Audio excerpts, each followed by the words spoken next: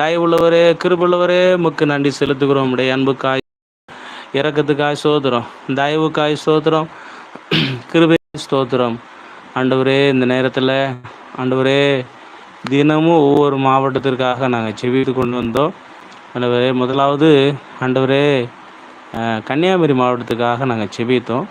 கன்னியாகுமரி மாவட்டத்தை நீங்கள் ஆசீர்வதிக்கணும். அந்த மாவட்டம் நல்ல மாவட்டமாக, ஆசீர்வதிக்கப்பட்ட மாவட்டமாக இருக்கணும். அந்த மாவட்டத்தில் இருக்கிற தீமைகள் அழியணும்.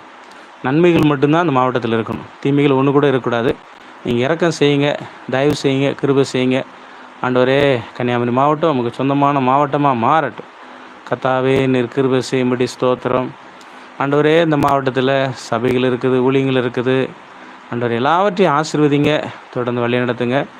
இப்போ நாங்கள் லைவில் ஆண்டவரே தேவ பிள்ளைகளுக்கு என்ன செப குறிப்பு சொல்கிறார்களோ அந்த செப குறிப்புகளுக்காக நாங்கள் ஜெபிக்க போகிறோம்.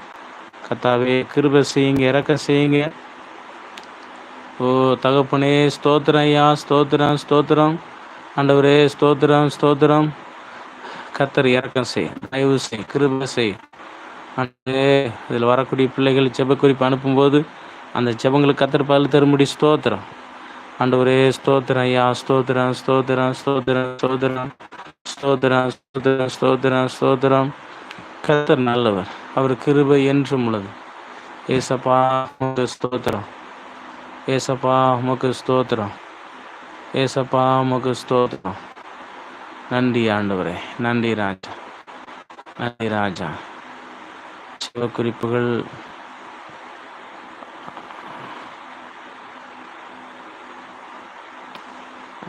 ஷேரா